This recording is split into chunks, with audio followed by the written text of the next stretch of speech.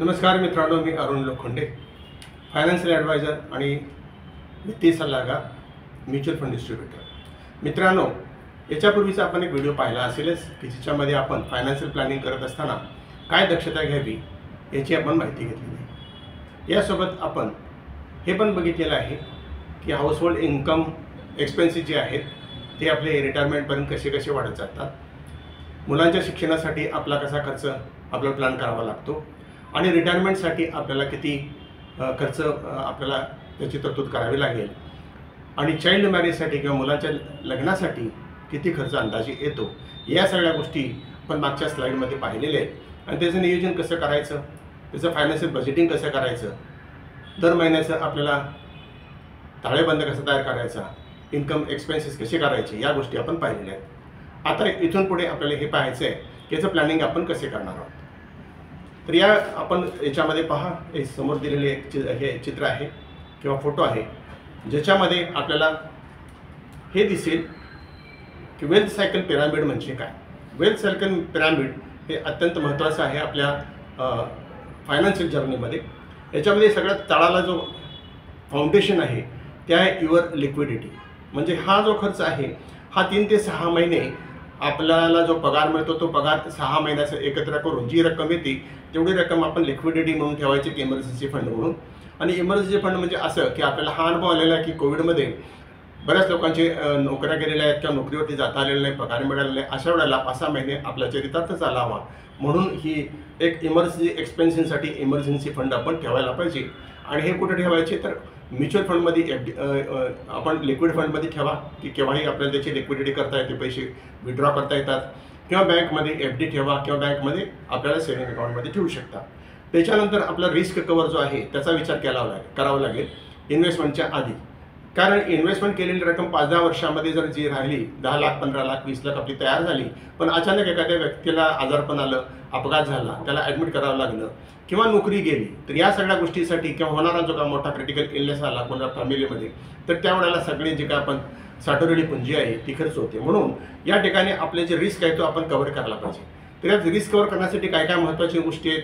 पहिला म्हणजे life insurance म्हणजे टर्म इन्शुरन्स. टर्म इन्शुरन्स आपण हा घेऊ शकता की दर वर्षाला आपण त्याचे प्रीमियम भरून 65 वर्षापर्यंत आपण हा टर्म इन्शुरन्स घेऊ शकता. 1 करोडचा 50 लाखाचा वगैरे.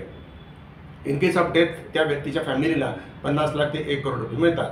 आणि प्रीमियम याच्यामध्ये हा जो आहे तो अत्यंत कमी असतो आणि एजप्रमाणे एकदा निश्चित झाला तो प्रीमियम आयुष्यभर आपल्याला तोच राहतो, तो वाढत नाही आहे. किंवा त्याच्यामध्ये दुसरा प्रकार आहे तो रिटर्न ऑफ प्रीमियम म्हणून की ROP म्हणतात, ज्याच्यामध्ये मी भरलेली रक्कम मला याच्यानंतर मॅच्युरिटीनंतर पैसे परत मिळाले पाहिजेत. कारण प्लेन टर्म इन्शुरन्समध्ये आपले पैसे कार इन्शुरन्ससारखे त्या वर्षाचा प्रीमियम भरला, त्या वर्षाचा कव्हर झाला, संपला. इन केस काय झालं तर त्या इन्शुरन्सचा आपल्याला फायदा मिळतो. एखाद्याचा 1 हप्ता भरून जर मृत्यू झाला तर त्याच्या फॅमिलीला 1 करोड किंवा 50 लाख रुपये मिळतात. किंवा डिसॅबिलिटी झाली, कायमस्वरूपी डिसॅबिलिटी असेल, परमनंट डिसॅबिलिटी असेल तरीसुद्धा 1 करोड किंवा 50 लाख जी काय आपलं सम इन्शुर्ड आहे ती रक्कम आपल्याला मिळते. त्यासोबत जर आपल्या त्या व्यक्तीला क्रिटिकल इलनेस झाला असेल तर तो एक रायडर आहे क्रिटिकल इलनेसचा, त्या रायडरप्रमाणे आपल्याला ती रक्कम उचलून मिळते. म्हणजे आपण डॉक्टरचं सर्टिफिकेट पाठवलं तर 20 लाखाचा क्रिटिकल इलनेस असेल तर तो आपल्याला याच्यामध्ये 20 लाख रुपये कॅश मिळतात. त्याच्यानंतरच आहे पर्सनल ॲक्सिडेंटल पॉलिसी. हा अत्यंत महत्त्वाचा आणि दुर्लक्षित हा पॉलिसीचा प्रकार आहे, ज्याच्यामध्ये आपण 25 लाख 50 लाख 75 लाख 1 करोड 2 करोड 3 करोड 5 करोड कितीही आपण सम इन्शुर्डची रकमेचा प्रीमियम हा इन्शुरन्स घेऊ शकतो. याच्यामध्ये हा पर्सनल आहे, म्हणजे मी स्वतः माझ्यासाठी घेऊ शकतो.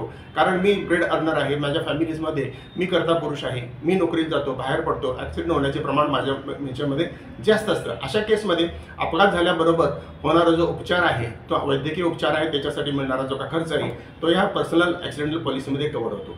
त्याच्यासोबत याच्यात सुद्धा असं आहे की जर एखाद्याचा अपघातामध्ये मृत्यू झाला तर त्याला 1 करोड नैसर्गिक मृत्यू झाला तर टर्म इन्शुरन्समध्ये मिळतं. अपघातामध्ये मृत्यू झाला तर या ठिकाणी आपल्याला कव्हर मिळतो. जर आपल्याला कारमध्ये मृत्यू झाला तरी नैसर्गिक मृत्यूला 1 करोड, कारमध्ये मृत्यू झाला तर 2 करोड आणि याच्यामध्ये ट्रेन किंवा पब्लिक ट्रान्सपोर्टमध्ये मृत्यू झाल्यास 3 करोड मिळतात. किंवा जर एखाद्या व्यक्तीला डिसॅबिलिटी आली असेल तरी सुद्धा परमनंट असेल तर संपूर्ण सम इन्शुरन्सची रक्कम मिळते। यासोबत याच्यामध्ये चाइल्ड एज्युकेशनसाठी सुद्धा फॅसिलिटी असते किंवा एखाद्या व्यक्तीला टेम्पररी डिसॅबिलिटी झाली म्हणजे प्लास्टरमध्ये त्याचा हात किंवा पाय राहिला, त्याला ऑफिसला जाता येत नाही, अशा केसमध्ये त्या व्यक्तीला जो काय इन्कम लॉस होतो त्याच्यासाठी दर आठवड्याला ही रक्कम आपल्याला मिळते 50,000 रुपये, 1 लाख रुपये जो काय असेल त्याप्रमाणे। आणि त्याचसोबत आपल्याला तिसरा आहे तो म्हणजे हेल्थ इन्शुरन्स। जर आपल्या फॅमिलीमध्ये कोणी आजारी पडलं तर हॉस्पिटलमध्ये होणारा जो खर्च आहे तो यामध्ये आपल्याला मिळतो। हॉस्पिटलमध्ये ॲडमिट होण्यापूर्वी 2 महिन्याचा जो काय टेस्ट केले असतील, ब्लड रिपोर्ट काढले असतील त्याचाही खर्च यामध्ये कव्हर होतो। आणि आफ्टर डिस्चार्ज जो आपल्याला पोस्ट डिस्चार्ज याच्यामध्ये हे जो काय ट्रीटमेंटचा खर्च आहे, टेस्ट आहेत किंवा तुमचे होणारे मेडिसिन्स आहेत, तो सगळा याच्यामध्ये कव्हर होतो। हा अत्यंत महत्त्वाचा आहे। प्रत्येकजण म्हणतो मी आजारी पडत नाही, मी जिम करतो, मी व्यायाम करतो, रनिंगला जातो, प्राणायाम करतो, पण असं आहे की डास चावला तर सुद्धा आपल्याला मलेरिया होतो, डेंग्यू होतो, चिकनगुनिया होतो। म्हणजे हे जे आजार आहेत ते अनपेक्षित होणारे आजार आहेत आणि हेल्दी पुरुषाला सुद्धा हे आजार, व्यक्तीला सुद्धा हे आजार होऊ शकतात। पाण्यामुळे होणारे जे काय आजार आहेत, डायरिया आहे, डिसेंट्री आहे, या सगळ्या गोष्टींमध्ये आपल्याला हॉस्पिटलमध्ये ॲडमिट करण्याचे पर्याय राहत नाही आणि वैद्यकीय उपचार मग अशा वेळेला आपण इन्व्हेस्ट केलेल्या रकमेतनं आपल्याला भरावं लागतो। त्याच्यासोबत क्रिटिकल इलनेस आपण मगाशी सांगितला आणि शेवटचा आहे 5वा तो म्हणजे होम इन्शुरन्स। होम इन्शुरन्स प्रत्येकजण घेत नाही आहे। 99% लोकांचं असं दिसते की होम इन्शुरन्स घेण्याकडे दुर्लक्ष आहे। होम इन्शुरन्स हा अत्यंत स्वस्त आहे। 30 लाख, 40 लाख, 50 लाखाचा जरी सुद्धा कव्हर घ्यायचा असेल तरी आपला 3-4 हजारमध्ये हा वर्षाला आपण भरून आपल्या ह्याचं घर सुरक्षित करू शकतो। आता तुम्ही म्हणाल घर सुरक्षित करण्याची आवश्यकता काय, तर आजकाल सगळीकडेच पावसाचं प्रमाण आपल्याला माहिती आहे, पावसामध्ये घरं पडतात, पावसामुळे घरातल्या वस्तू ज्या आहेत त्या आपल्या खराब होतात। Fridge, TV, washing machine, laptop, computer हे जे काही मौल्यवान गोष्टी आहेत ह्या याच्यामध्ये खराब होतात आणि त्याच्यामुळं ह्याचा खर्च आपल्याला कोणी देत नाही। जर हा इन्शुरन्स असेल तर होम इन्शुरन्स आपल्यामध्ये ह्या सगळ्या गोष्टी कव्हर करून आपली फॅमिली याच्यामध्ये आपण प्रोटेक्ट करू शकतो आणि इन्व्हेस्टमेंट केलेली जी रक्कम आहे ती आपण सेव्ह करू शकतो।